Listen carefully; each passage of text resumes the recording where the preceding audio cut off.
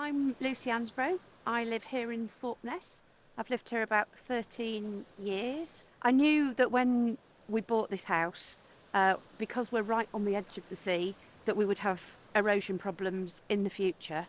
But I think because it's so beautiful, you try to forget about it. You try not to concentrate on it. But then about a year ago, we started noticing that the defences that we've got outside the front here started perishing. And over the next 3, 4, 5 months, all the defences disappeared. February 2020, we saw the first defences just north of here completely disappear. And then Easter weekend 2020, we sat in our lounge in there and watched the plants tip over the edge. As we were watching all the plants drop over the edge and the fence disappear, we were just extremely anxious, upset, I think sometimes angry. There was no way for that weekend we could sleep, and we escaped down to people's houses down the road just so that we didn't have to watch it all happening in front of our eyes. I was already sitting on a committee that I joined the year before, a part of a community steering group. It had been formed about 10 years ago to talk about coastal erosion in Thorpeness and to put a long-term plan together for the defence of not only the coast, but we also have flooding problems just inside Thorpeness in the village.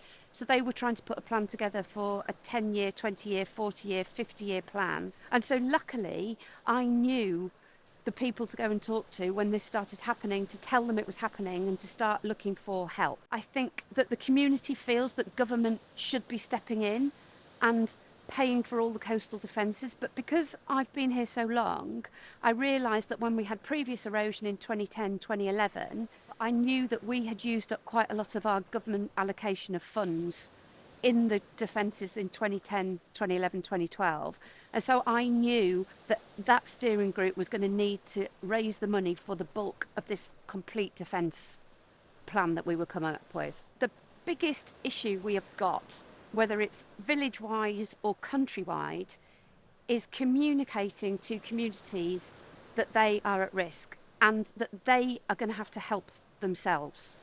And it's working with those communities and trying to work with the council and government to get all of that messaging across to communities to make sure they're all engaged in saving their own place. The steering group is completely focused on the fact that we can't keep the coastal bit of Thorpeness intact for any more than 20 to 25 years. That's why that steering group was set up. But I think outside that steering group, the community doesn't know or doesn't understand that. So we have been trying to communicate that over the last, I'd say, 6 months.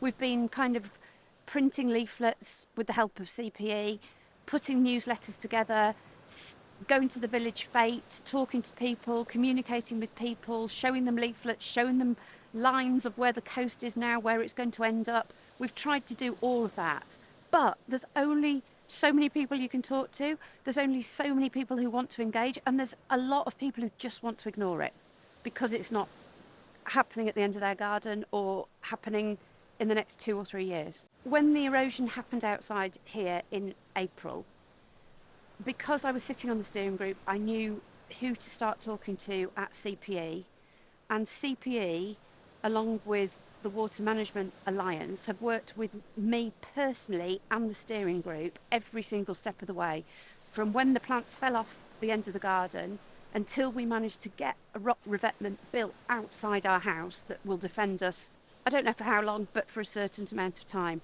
But at no point did anybody ever say no. At no point did anybody say you can't do this.